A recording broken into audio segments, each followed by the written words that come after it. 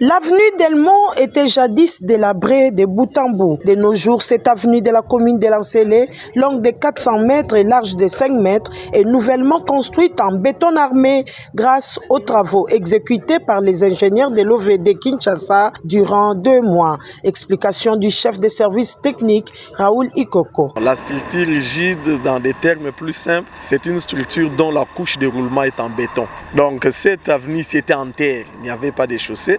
Nous avons commencé par les études topographiques qui nous a permis d'avoir un plan topo comme soubassement à partir duquel nous avons projeté la construction de cette route.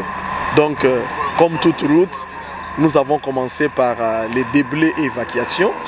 Après les déblais et évacuation, on a fait la préparation des fonds de coffre. Après ça, on a commencé à faire les travaux de rechargement de la couche de fondation avec une épaisseur de 0,25 mètres.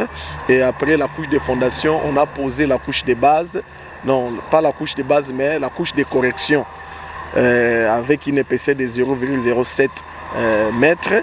Et après, nous sommes venus poser la couche de béton, la couche de roulement en béton.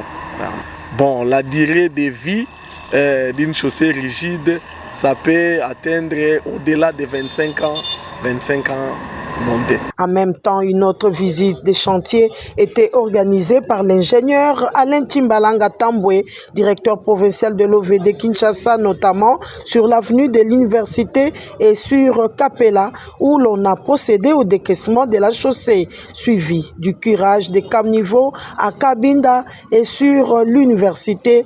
Dans quelques endroits visités, ces ouvrages d'assainissement sont débordés par des immondices et autres déchets solides, d'où cet appel du DPK Alain Timbalanga à la population de ces coins pour bien protéger ces ouvrages.